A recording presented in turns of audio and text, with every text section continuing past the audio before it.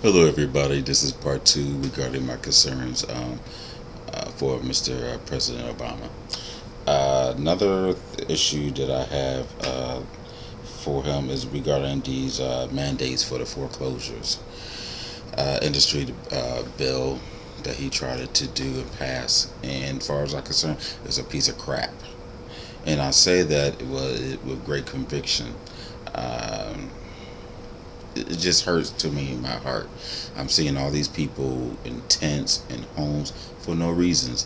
When you were campaigning, Mr. Obama, you said about mandatory about foreclosures, holding off. You didn't do it.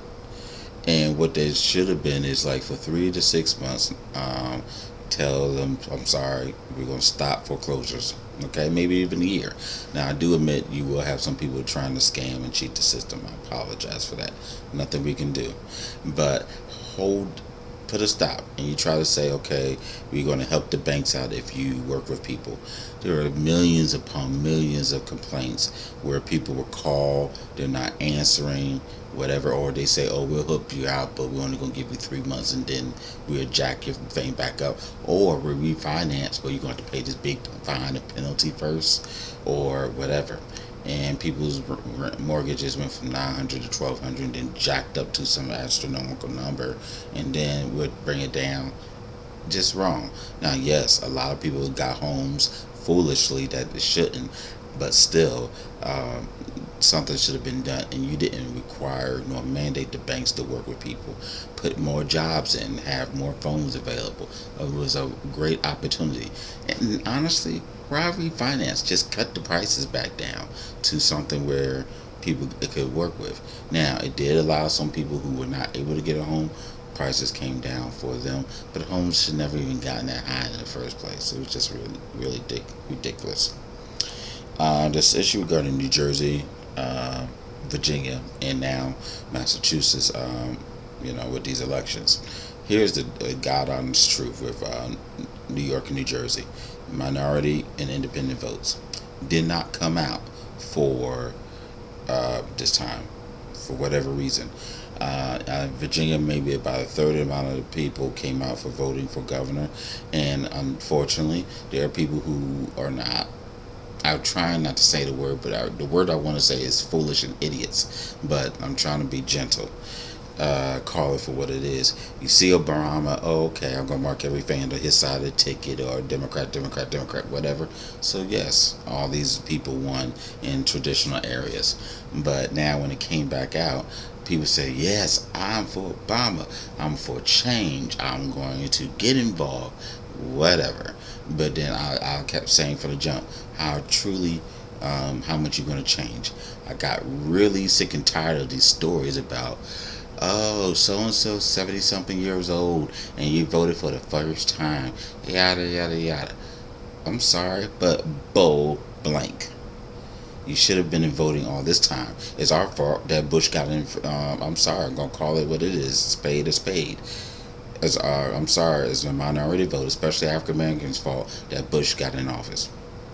If we would have came out and vote, Gore would have been in office, and hey, things would have been different. Couldn't have been no worse. So didn't Bush, but anyway, so the minority vote didn't come out.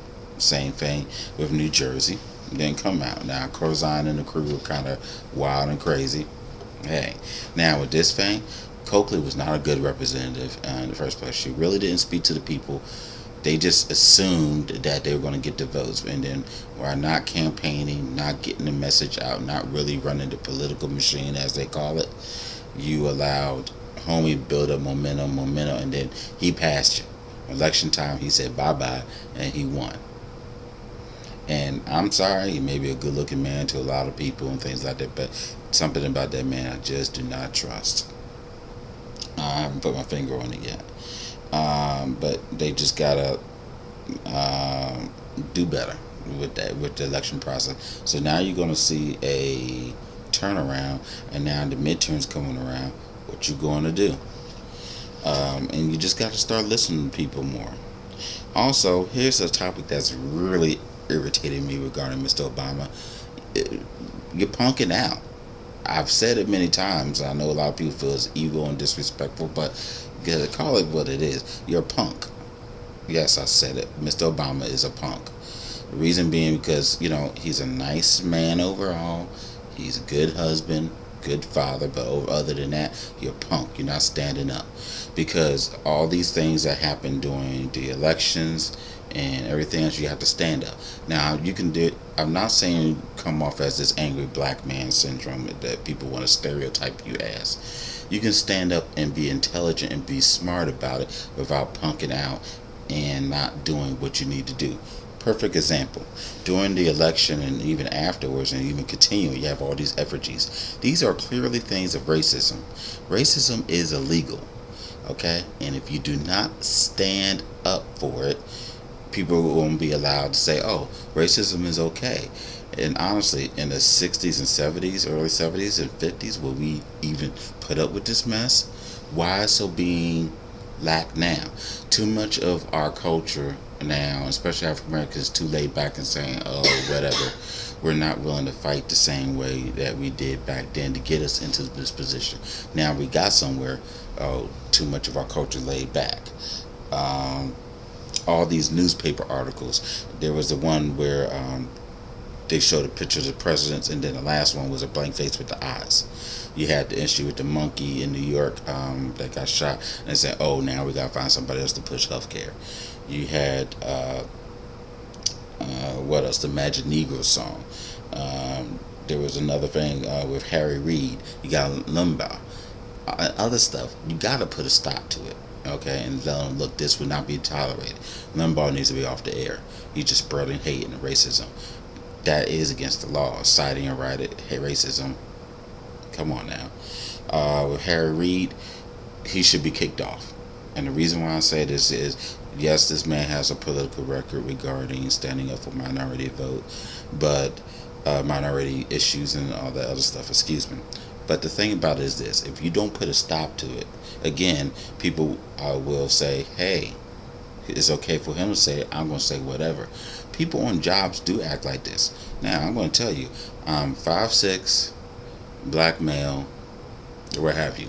Now, and honestly, I've gotten a lot of calls on jobs in the past and through my life because my name says Steven Sykes, a deep voice guy, but I don't talk stereotypical as they like to try to say. But then when I've been on jobs and where they say, oh, he's not tall, so he must not have been an athlete or whatever, but I don't look like a reformed thug. He must grew up in the suburbs. People actually say this on jobs, and they act like we're idiots and we don't hear them saying this mess. But, all that type of stuff plays into the thinking, and even though someone who may not be intentionally rude or intentionally trying to be racist or intentionally trying to be Uncle Tom, whatever the case may be, is in their head, and they start doing this stuff and it's become subconscious, and next thing you know, you're doing things that, oh, I don't hate you, I'm not racist, but you say ignorant, dumb things. Truth comes out. So I'm sorry. You got to stop this, and then we need to put a stop to Mr. Rush Limbaugh.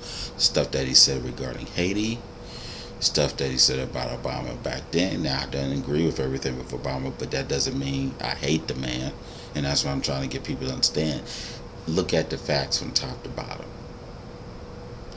Alright, this is part 2 of the video. Sorry. Hopefully I can get to the third part pretty fast and it won't be as long, but these are some very important issues that I want people to sit back and think about. Thanks, bye bye.